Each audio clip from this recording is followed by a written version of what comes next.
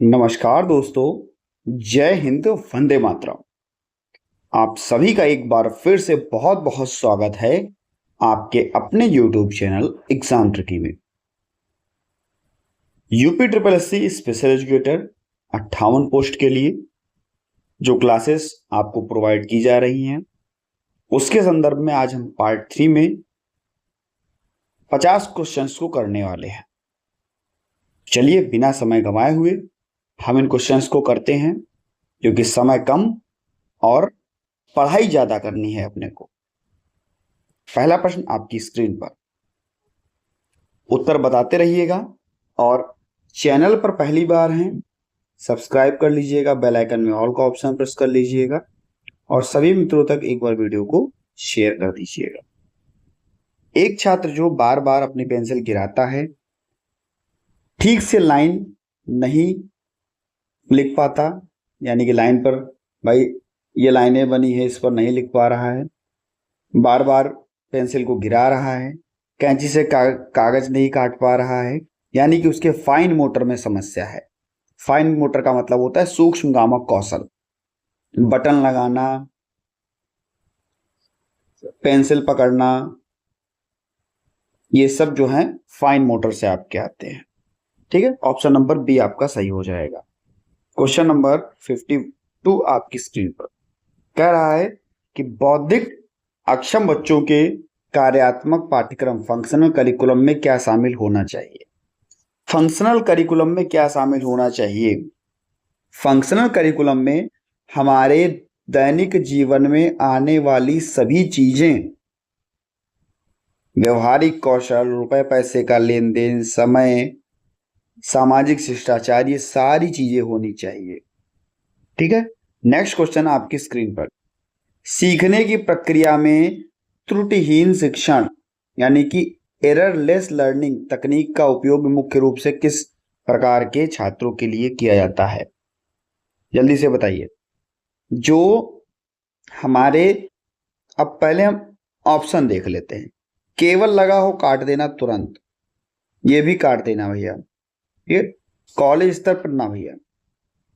गंभीर बौद्धिक दिव्यांगता और स्वलीनता वाले बच्चों के लिए नए कौशल सीखने के लिए, ताकि वे बार बार असफल होकर के निराश ना हो। ठीक है भैया, तो यहां पर आपका जो है नेक्स्ट क्वेश्चन आपकी स्क्रीन पर है। यहां पर आपसे कह रहा है अर्ली प्रेडिक्टर्स या प्रारंभिक संकेतों या संकेतकों का अध्ययन विशेष शिक्षा में क्यों महत्वपूर्ण है? 54। भाई जितनी जल्दी आप प्रारंभिक पहचान कर लेंगे, प्रारंभिक बाल्यावस्था में किसी संभावित अधिगम, अक्षमता या विकासात्मक देरी की पहचान करने के लिए। ठीक है, नेक्स्ट क्वेश्चन नंबर 55 आपकी स्क्रीन पर, विशेष शिक्षा में प्रयुक्त होने वाली प्रॉम्प्टिंग। देखो प्रॉम्प्टिंग का क्या मतलब होता है। हम लोग कहते थे ना कि भाई हम बच्चे को फिजिकल प्रॉम्प्ट दे रहे हैं, बच्चे को वर्बल प्रॉम्प्ट दे रहे हैं, बच्चे को जेस्चर प्रॉम्प्ट दे रहे हैं। प्रॉम्प्टिंग का मतलब क्या होता है? सहायता देना। बच्चा जो भी काम कर रहा हो, जो भी प्रतिक्रिया कर रहा हो, उस कार्य कौशल को बेहतर बनाने के लिए हम बच्चे की सहायता करते थे। और सहायता जब करते थे, उसको उत्तर देने में, उसको काम कराने में अतिरिक्त संकेत के माध्यम से, मौखिक सहायता दे करके, सांकेतिक माध्यम से, वर्बल माध्यम से बोल करके, तो ऐसे हम लोग सहायता देते थे। ठीक है भैया, नेक्स्ट है क्वेश्चन नंबर 56। गंभीर प्रमस्तिष्कीय पक्षाघात से पीड़ित छात्र जो लिख नहीं सकता, उसे मूल्यांकन के लिए कौन सा सहायक उपकरण उपयोगी होगा? बट लिख नहीं सकता बच्चा, तो टेक्स्ट टू स्पीच ले लो, बोल के बताए। ठीक है, आई ट्रैकिंग डिवाइस उपयोग कर लो। सबसे सरल क्वेश्चन, सबसे बेहतरीन क्वेश्चन, RPWD 2016 हायर एजुकेशन के लिए 5% का आरक्षण, सरकारी नौकरियों के लिए 4% का आरक्षण। हायर एजुकेशन के लिए कहेंगे 5% का आरक्षण। क्वेश्चन नंबर 58, कक्षा में एडीएचडी से पीड़ित बच्चों के प्रबंधन के लिए शिक्षक को क्या करना चाहिए? लगातार 2 घंटे तक एक ही जगह पर, ना भैया ऐसा क्यों करोगे यार, अगर उसको लगातार 2 घंटे तक एक ही जगह पर बैठा दोगे कैसे काम चलेगा?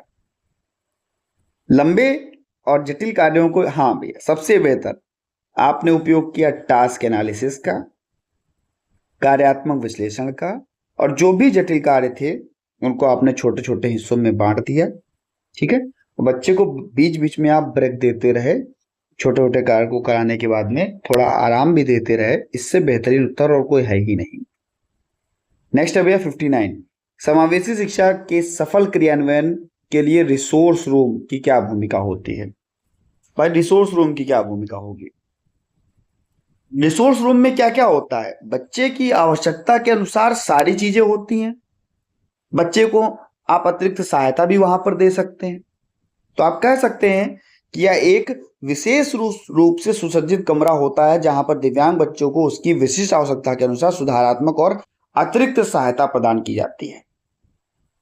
नेक्स्ट है 60, आरपीडब्ल्यूडी के अनुसार यदि कोई व्यक्ति जानबूझकर किसी दिव्यांग व्यक्ति के सार्वजनिक रूप से अपमान करता है, उसे डराता है, तो क्या कानूनी प्रावधान है? भाई जानबूझ करके कोई ऐसा करेगा तो क्या मिलेगा? 6 महीने से लेकर के 5 वर्षों तक कैद और जुर्माने की बात की जा रही भैया। इसीलिए किसी भी दिव्यांग व्यक्ति को सताना नहीं फालतू में। राष्ट्रीय शिक्षा नीति 2020 के तहत दिव्यांग बच्चों के शिक्षण अधिगम को सुगम बनाने के लिए किस भाषा के मानकीकरण और प्रसार पर बल दिया गया है? राष्ट्रीय शिक्षा नीति 2020 के तहत दिव्यांग बच्चों के शिक्षण अधिगम को सुगम बनाने के, भाई देखो एनईपी 2020 जो हमारे ऐसे बच्चे जो नहीं सुन पाते हैं उनके लिए आईएसएल की बात करता है, इंडियन साइन लैंग्वेज की बात करता है, भारतीय सांकेतिक भाषा की बात करता है। इससे होगा क्या भैया? इससे बच्चा अपनी जरूरतों को पूरा कर सकेगा, ठीक है, सीख सकेगा। नेक्स्ट क्वेश्चन नंबर 62, विकासात्मक देरी डेवलपमेंटल डिले की पहचान के लिए प्रयुक्त होने वाले नैदानिक उपकरण डीडीएसटी का पूर्ण रूप क्या है? सभी को पता है, डेनवर डेवलपमेंट या डेवलपमेंटल स्क्रीनिंग टेस्ट, जो हम कह सकते हैं कि शैशवावस्था से लेकर के 6 वर्षों तक, शैशवावस्था से लेकर के 6 वर्षों तक, ठीक है, सामाजिक विकास और देरी के लिए ये एक प्रकार का क्या होता है? स्क्रीनिंग टेस्ट होता है, स्क्रीनिंग टूल होता है, ठीक है। नेक्स्ट है आपका 63, मल्टी सेंसरी अप्रोच के तहत, बहुसंवेदी अप्रोच के तहत आपको बताया था कि विजुअल आएगा, ऑडिटरी आएगा, कैनेस्थेटिक आएगा, टेक्टाइल आएगा। 4 चीजें हमेशा याद रखना, विजुअल, ऑडिटरी, कैनेस्थेटिक, टेक्टाइल, और ये 4 चीजें आपकी मल्टी सेंसरी अप्रोच के तहत आती है, ठीक है। नेक्स्ट है आपका आरपीडब्ल्यूडी के अनुसार बेंचमार्क दिव्यांगता से ग्रसित बच्चों को मुफ्त और अनिवार्य शिक्षा, 6 से 18 वर्ष के बच्चों को मुफ्त और अनिवार्य शिक्षा दी जाएगी, बेंचमार्क दिव्यांगता वाले बच्चे जो होंगे अपने, ठीक है। कहां पर है? तो कहेंगे आरपीडब्ल्यूडी की धारा 31 में है, 31 में है, ठीक है। नेक्स्ट है आपका 65, प्रमस्तिष्की पक्षाघात से ग्रसित बच्चों में यदि चारों अंग, दोनों हाथ और दोनों पैर प्रभावित होते हैं, देखो भाई आपने पढ़ा होगा डायप्लेजिया, पैराप्लेजिया, हेमीप्लेजिया, मोनोप्लेजिया, जब चारों अंग प्रभावित हैं तो कहा गया था भैया वो होगा कौन? क्वाड्रीप्लेजिया में पूरा शरीर प्रभावित हो जाता है, ऐसे हम कह सकते हैं, ठीक है। एक हाथ या एक पैर अगर प्रभावित होगा तो मोनोप्लेजिया, पैराप्लेजिया में आपके दोनों पैर प्रभावित होंगे, ठीक है। हेमीप्लेजिया में क्या होता है, एक तरफ का, या तो लेफ्ट हैंड साइड या तो राइट हैंड साइड, हाथ और पैर, हाथ और पैर एक तरफ का प्रभावित होगा, या तो इधर का या तो इधर। ठीक है, यहां पर डी ऑप्शन आपका सही हो जाएगा। नेक्स्ट है 66।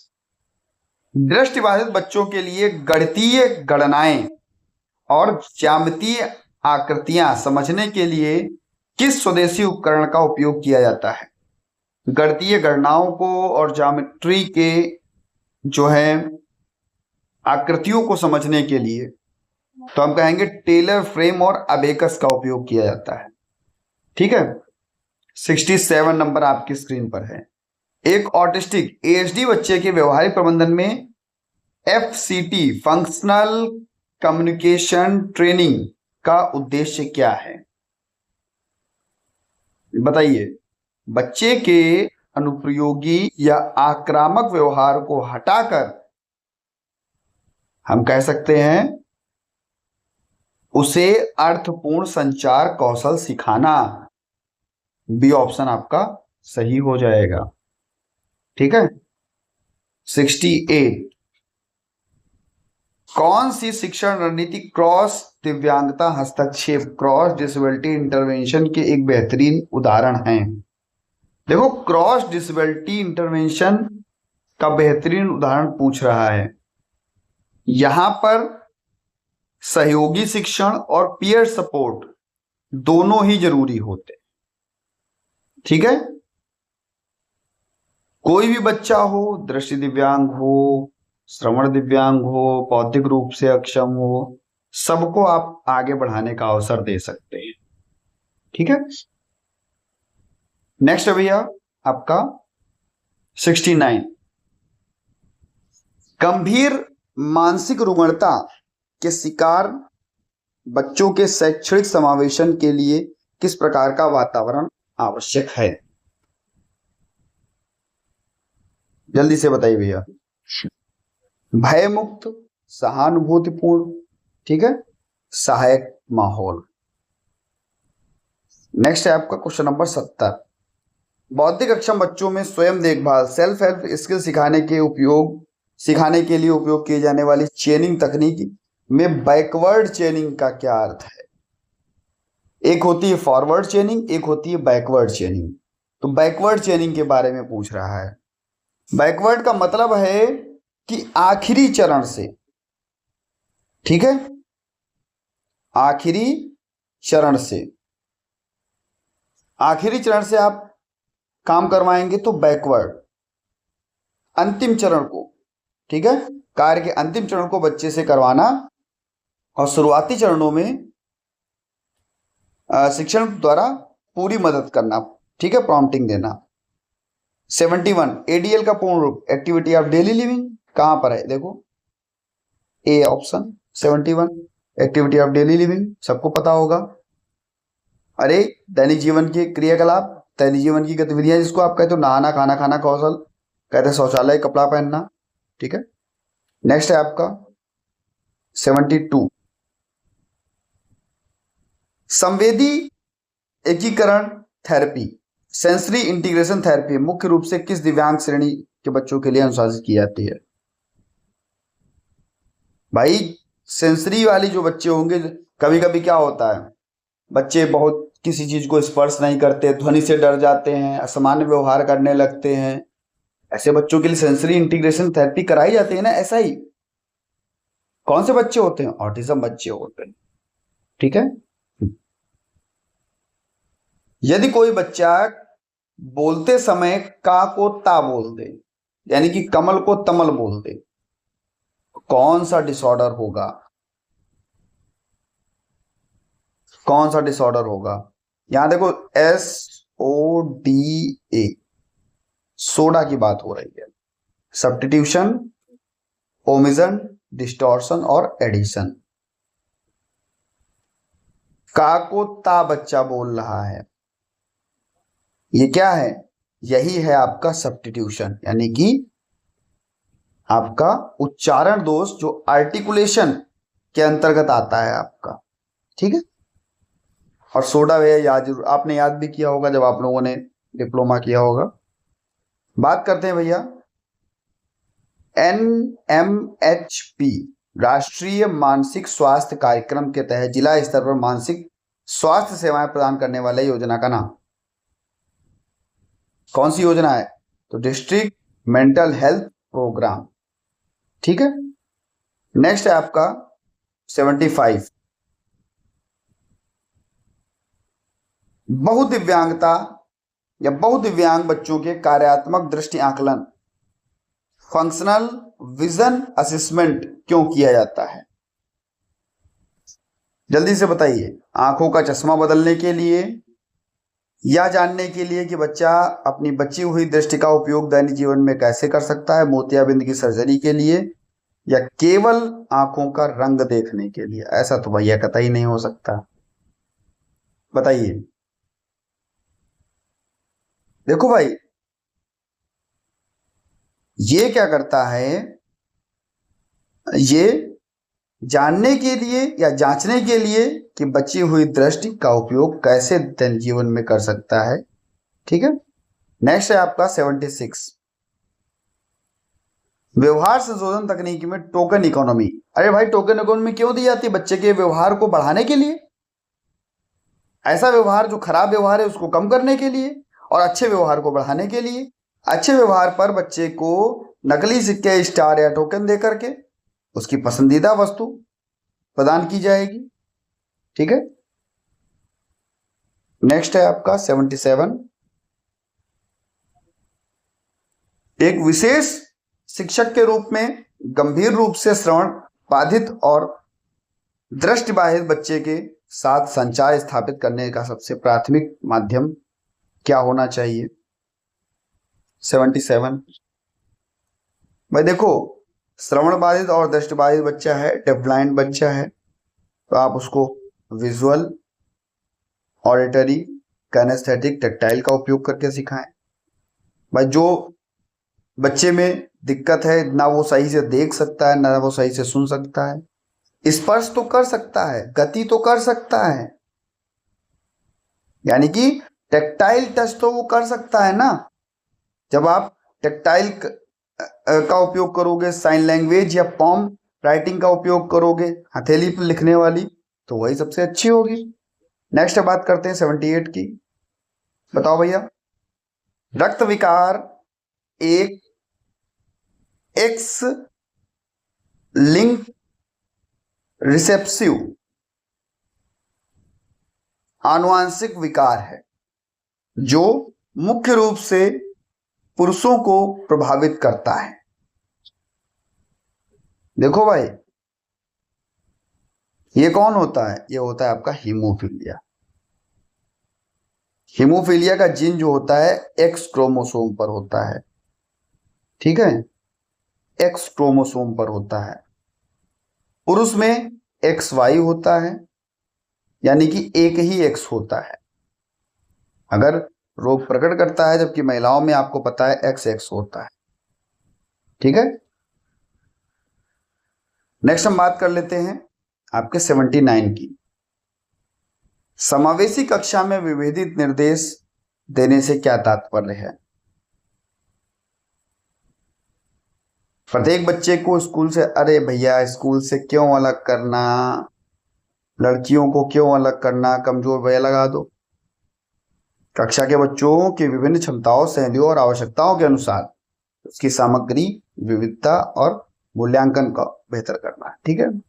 80 नंबर, आरपीडब्ल्यूडी सूची के अनुसार एसिड अटैक विक्टिम को किस मुख्य दिव्यांगता श्रेणी के अंतर्गत रखा गया है? एसिड अटैक विक्टिम को रखा गया है लोकोमोटर डिसेबिलिटी के अंतर्गत। ठीक है, चलन दिव्यांगता के अंतर्गत। भारत सरकार जारी दिव्यांगजन रिपोर्ट के अनुसार किस राज्य में दिव्यांग आबादी की संख्या सबसे अधिक दर्ज की गई?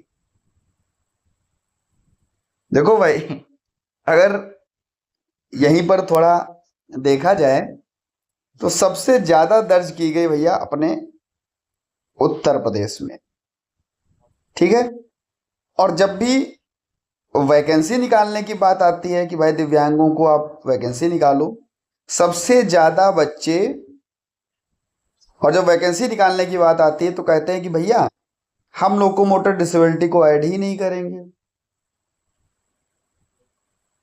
और सारा अनुपात निकाल के बता देते हैं कि 5300 के करीब में आपकी वैकेंसी है, और वो भी आप सभी को पता है, ऐसे ऐसे काट दो, वो भी नहीं है।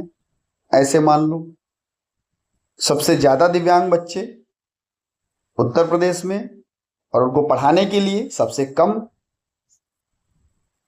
जो है आपके शिक्षक उत्तर प्रदेश में। ठीक है, इस बात को कोई नकार नहीं सकता। अगर अच्छी लगी हो बात तो हाँ करके बताओ भैया। बाकी तो फ्रेशर्स के लिए अगर देखा जाए तो उत्तर प्रदेश में कुछ नहीं है अभी, ये मान के चलिएगा। ठीक है, ऐसा हो ही गया है, आप लोगों को तो पता ही है, बहुत अच्छे से पता है, लेकिन कर भी क्या सकते हैं। क्रॉस दिव्यांगता दृष्टिकोण के अंतर्गत आरसीआई द्वारा अनुमोदित कौन सा डिप्लोमा कोर्स विशेष रूप से तैयार किया गया? देखो भाई, क्रॉस के लिए कौन सा तैयार किया गया? आईडीडी। ठीक है, एमडी क्रॉस डिसेबिलिटी आईडीडी।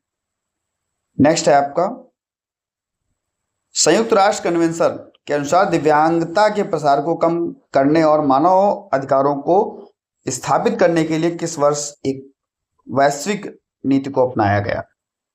जल्दी से बताइए, 6, 16, 20 या 95? 2006। ठीक है, कब की बात करता है? 13 दिसंबर 2006 की बात करता है। आगे बात करते हैं 84 नंबर, भारत के राष्ट्रीय टीकाकरण कार्यक्रम में मिशन इंद्रधनुष का संबंध दिव्यांगता को किस रोकथाम श्रेणी में है? बताओ भैया। अरे सबसे जरूरी है प्राथमिक रोकथाम। इंद्रधनुष के तहत बच्चों को पोलियो ना हो, खसरा ना हो, दिमागी बुखार ना हो, इसके लिए भैया टीका लगवाओ। टीका लगवाओ तो दिव्यांगता से बचो। 85, वैश्विक स्तर पर ब्लाइंडनेस और दृष्टि हानि का सबसे प्रमुख रोके जाने वाला कारण क्या माना जाता है? कहा जाता है भैया विटामिन ए की गंभीर कमी और अनुपचारित मोतियाबिंद। 86, क्रॉस डिसेबिलिटी हस्तक्षेप समेकित बाल विकास सेवाएं और आंगनवाड़ियों की क्या प्राथमिक भूमिका है? देखो भाई, जितनी जल्दी बच्चे के डेवलपमेंटल डिलो को पहचाना जाएगा, उतनी ही जल्दी बच्चे को रेफर किया जाएगा और उतनी ही जल्दी बच्चे में हस्तक्षेप किया जाएगा। ठीक है, नेक्स्ट है आपका 87, जनसांख्यिकी प्रोफाइल के अनुसार भारत में कुल दिव्यांग आबादी का लगभग कितना प्रतिशत हिस्सा दर्ज किया गया? 54.5। नेक्स्ट है आपका 88, निम्नलिखित में से कौन सा पर्यावरणीय कारक पूर्व प्रसव चरण में बच्चे में गंभीर दिव्यांगता का कारण बन सकता है? पूर्व प्रसव चरण में। 88, गर्भावस्था के दौरान मां का हानिकारक रसायन, कीटनाशक, एक्सरे, ठीक है, इनके संपर्क में आ। क्रॉस डिसेबिलिटी दृष्टिकोण आपका जो है श्रेणीबद्ध दृष्टिकोण से किस प्रकार से भिन्न है? 89, श्रेणीबद्ध दृष्टिकोण बच्चों को उनके लेवल जैसे ब्लाइंड, हेयरिंग के आधार पर अलग करता है, बल्कि क्रॉस डिसेबिलिटी दृष्टिकोण बच्चों की उनकी क्षमताओं पर ध्यान देता है। ठीक है, नेक्स्ट है आपका 90 नंबर, विकासशील देशों में सड़क यातायात दुर्घटना किस प्रकार की दिव्यांगता के तेजी से बढ़ने का प्रसार है? अरे भाई, सड़क दुर्घटना होगी तो चलन दिव्यांगता जो है ज्यादा होगी, रीढ़ की हड्डी में चोट लगेगी। ठीक है, तो कहेंगे। नेक्स्ट है आपका 81, प्रसव पश्चात चरणों में कर्निटेरस नामक स्थिति बच्चे के मस्तिष्क को नुकसान पहुंचाती है? किस प्रकार सामान्य बीमारी के अनियंत्रित होने से होती है? 91, नवजात शिशु में गंभीर पीलिया। ठीक है, नेक्स्ट बात करते हैं हम लोग 92 की। क्रॉस डिसेबिलिटी हस्तक्षेप के तहत कक्षा में रिसोर्स टीचर की मुख्य भूमिका क्या है? अरे रिसोर्स टीचर क्या करता है भैया? नियमित कक्षा में शिक्षक के साथ में मिलकर के बच्चों को पढ़ाता है, सभी बच्चों के लिए अनुकूलित सामग्री तैयार करता है। नेक्स्ट है भैया 93, वैश्विक जनसांख्यिकी प्रोफाइल के अनुसार विश्व में दिव्यांग व्यक्तियों के बीच गरीबी का स्तर सामान्य व्यक्तियों की तुलना में कैसा है? बताइए भैया। दिव्यांग व्यक्तियों की गरीबी का प्रसार सामान्य आबादी की तुलना में काफी अधिक है। ठीक है। 94, आनुवांशिक परामर्श दिव्यांगता की रोकथाम किस चरण के अंतर्गत की जाती है? अरे आनुवांशिक परामर्श हो गया तो सबसे पहले तो वही किया जाएगा, कहेगा भैया विवाह ना करो, डाउन सिंड्रोम बच्चा है तो भैया क्या करा लो, आनुवांशिक कह सकते हैं काउंसलिंग करा लो, जेनेटिक काउंसलिंग करा लो। ठीक है, मस्कुलर डिस्ट्रॉफी हुई, हीमोफीलिया हुआ, इसके लिए आप जेनेटिक काउंसलिंग करा लो, पता चल जाएगा क्या कारण है, होने के कितने चांस हैं, बचा सकते हो, प्राथमिक रोकथाम। नेक्स्ट है आपका 95, क्रॉस डिसेबिलिटी दृष्टिकोण के तहत कार्यात्मक मूल्यांकन, इसको आप काट लो, आकलन कर लो। ठीक है, का क्या लाभ है? 95, या बच्चे की दिव्यांगता के स्तर की परवाह किए बिना दैनिक जीवन और कक्षा में उसकी वास्तविक कार्य क्षमता और आवश्यकताओं की माप करता है। ठीक है, सी ऑप्शन सही हो जाएगा। 96, भारत सरकार के सामाजिक न्याय और अधिकारिता मंत्रालय के द्वारा एलिम्को कहाँ है? आप सभी को पता है, KNP यानी कि कानपुर में है। ठीक है, ठीक है, कानपुर में है भैया। तो ये क्या करता है भैया, जो भी कृत्रिम अंग होता है, artificial limbs, manufacturing corporation of India, ठीक है, जो आर्टिफिशियल लिम्स होते हैं उनको बनाता है, उनको वितरण करने का काम कराता है। ठीक है, बी ऑप्शन आपका सही हो जाएगा। नेक्स्ट है, भारत में राष्ट्रीय स्तर पर स्थापित निपमेट या निपमेट किस मंत्रालय के तहत अधीन आते हैं? आप कह सकते हैं जितने भी आपका जैसे राष्ट्रीय संस्थान है, निपमेट हुआ, नया निपमेट हुआ, अलियावरजंग हुआ, आपका देहरादून वाला हुआ, ये सब किसके अधीन आते हैं? तो कहेंगे सामाजिक न्याय एवं अधिकारिता मंत्रालय, ministry of social justice and empowerment. C option आपका सही हो जाएगा। 98, जल्दी से बताइए, क्रॉस डिसेबिलिटी हस्तक्षेप में शारीरिक सहायक तकनीकी के उपयोग का एक मुख्य उदाहरण। अरे भाई सहायक तकनीकी, जावा, NVDA, screen reader software, AAC device. ठीक है, ये ऑप्शन और सही। नेक्स्ट 99, राष्ट्रीय न्यास अधिनियम द्वारा संचालित दिशा योजना का प्राथमिक जनसांख्यिकी उद्देश्य क्या है? 0 से 10 वर्ष तक के बच्चों के लिए नेशनल ट्रस्ट एक्ट आपको 4 दिव्यांगताओं के बारे में बताता है। 1999 वाला एक्ट है ये। इसके तहत दिशा योजना भी आती है। ठीक है, इसके तहत दिशा योजना आती है, घरौंधा आती है, और भी योजनाएं आती है। 0 से 10 वर्ष के बच्चों के लिए जो भी प्रारंभिक हस्तक्षेप है और उसको स्कूल के लिए तैयार करना। 100 नंबर और लास्ट क्वेश्चन इस वीडियो का। कैसा लगा जरूर बता के जाइएगा। एक विशेष शिक्षक के रूप में क्रॉस डिसेबिलिटी दृष्टिकोण के सफल क्रियान्वयन के लिए आपका अंतिम लक्ष्य क्या होगा? बताइए भैया।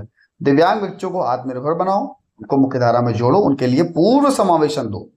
ठीक है, बी ऑप्शन को सही करो। तो कैसा लगा आपको पेपर? आपके 50 क्वेश्चंस जरूर बताइएगा। मिलता हूं भैया नेक्स्ट वीडियो में, तब तक बने रहिएगा आपके अपने चैनल एग्जाम ट्रिकी पर। धन्यवाद।